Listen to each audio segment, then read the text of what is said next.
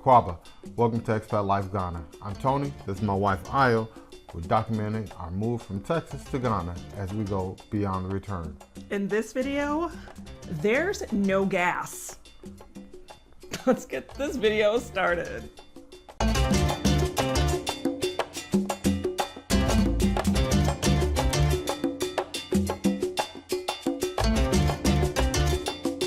Okay, so we totally had a different video planned for tonight. We are literally recording this maybe 2 hours before it's supposed to go live. Yeah,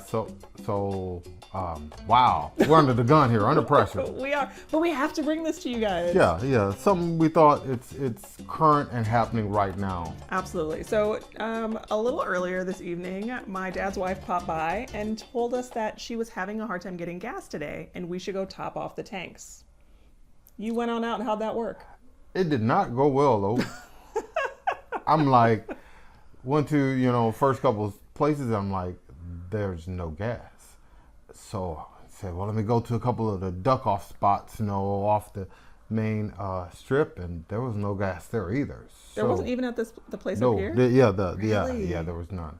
So the tankers union are on strike. And I guess they just called it off, but it was supposed to be a 5-day strike. And, oh my gosh. Yeah, I know, right? So here we are with the transport business and no gas. And you've got people, you have to move in the next few days. Right. I have to move people around. So I'm like thinking, okay, this vehicle has enough gas, but this vehicle may not have enough. I'm literally playing the shuffle the vehicle game with no gas and just fingers crossed that, I can luck up and find a gas station in the next day before I run out. Okay, so I have to kind of reflectively come back, right? So when something like this happens, does it make you reconsider your business choices? Does it make you reconsider Ghana? Do you feel like... It was a subtle reminder that I'm still in a developing country because leaving from one of the gas stations that didn't have gas, we experienced lights out. So it's no gas and lights out. So I'm like, oh man, Ghana. Yeah, so it was a reminder. Ghana's still developing. You were gone for a good chunk of time, and I thought you were stopped for snacks and stuff. How many? Did you go? You went to the one? Yeah, I went to a total of 4 gas stations. Yeah. And you already knew 3 or 4 of them that were out, so you didn't go to those again. Right. Yeah. Just because their location and they already being told, and then I was thinking, well, I'm running off diesel all of my vehicles, so thinking maybe all the petrol is gone. Nope, not at all. So all the diesel was gone. So it's a reminder that you are still in a developing country.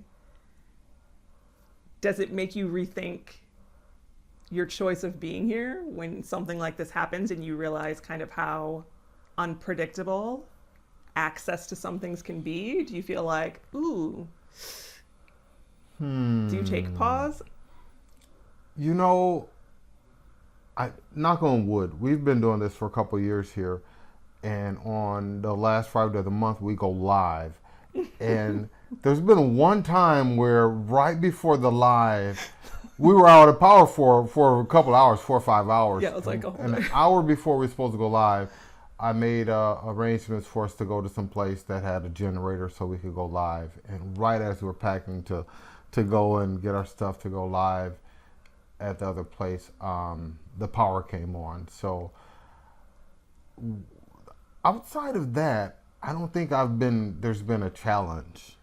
Everything else has been smoothed over with, okay, we know how to operate with no water or no electric. But when no electric came and we absolutely needed electricity at that time, that was a problem. Yeah. Well, and it's interesting because the situation with the gas is based on a strike. Yes. And we have seen over the course of the last few months that several sectors here in Ghana have been striking. We've seen teachers strike. We've seen hospital staff strike. We've seen transportation strikes. We've seen strikes from a lot of separate entities. Right. And for the most part, we haven't had a ton of negative impact in terms of our kind of day-to-day life. But gas? We need gas. Again, having a transport business, can't get around not having any diesel. So do you feel like it's worth it to see that the people in Ghana are feeling empowered enough in their democracy to say, hey, you know, we're going to exercise our rights to strike? Or do you feel like... And understanding the reason why these tank drivers are striking, I totally get it. There was an incident where one person... Hi, I'm Leo. Subscribe right now. There was an incident where one person did something wrong and the entire company was penalized. And, you know, I get it. So if you got a company with 100 drivers and one guy does something wrong, your entire company gets penalized. That's not fair to those other drivers. So I understand their frustrations. So squeaky wheel gets the oil. So they made their noise and we heard it. Yeah, that came down quick. We didn't really know it was coming either. You would have not that preemptively taken some. So on the other side of this, with everything that's going on with gas supply and gas prices, especially, I mean, it's everywhere. It's not just here in Ghana. But do you feel like being in a gas-based, petrol-based business is thinking your choices here? Do you think you made the right move? You know, drop a comment below and let us know what you think. Well, I think some of that is absorbed by the consumer. So, not rethinking, but definitely, like, you know, it does affect your bottom line. And so I guess your takeaway now is always keep it at full. Yes. Yeah. Wow. Because you never know. I didn't see the strike coming. No. You know, you hear about it, but you're like, okay, they'll make some noise, they'll get back to work. Well, they made some noise and made an impact. So I was surprised how fast the gas ran out. Yeah. Like yeah. I felt like there would have been a little longer supply of it. So I was like... And you know, in Ghana, when things go up, they don't come back down. No. When we got here 2 years ago, diesel was $3.50 a liter. Now it's $13.10 a liter. It's a lot. That's a lot in 2 years. Although I will say that the exchange rate has also gone up, which impacts, you know, the gas prices as well. So at that same time, we were exchanging for about 5 to 1. Now it's over 9.5, close to 10. It's just about to cross 10, you said. Yeah. So, I mean, it hit over 9 for me. You told me it's going to hit 10. Right. So, yeah, very close to 10. So all of this has a deep impact. Like I said, you know, this was an unscheduled video. We just want to let people know coming in, you know, hey, when you see the prices of your Uber or, you know, private drivers, whatever your transport costs, do expect to see those prices go up. Mm-hmm. Plane tickets, bus tickets, the Tro, everybody is paying more. So absolutely. And gas prices are gas prices no matter where you live. Like it kind of this global petrol economy, gas is gas. Don't think you're going to come to Ghana and because it's in Africa, you're going to have cheap gas. It's as expensive as the States. Yeah. It is. Well, so I think this was a very timely video for anyone who's planning on booking a trip or a tour or a visit. For those of you who are out right now trying to find gas, good luck. Yep.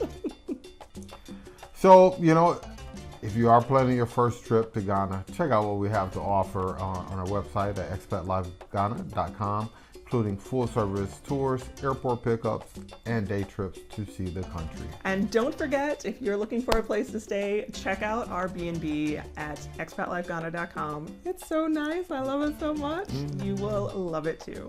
Yeah, hopefully we'll be able to top off and be able to pick you guys up when you come in. If not, I got a bike with a little trailer on it. Oh, yikes. If you have not subscribed already, make sure to do so now. That way you are notified when we go live the last Friday of every month and you can join in on the conversation. Absolutely. And with that, Charlie out for now.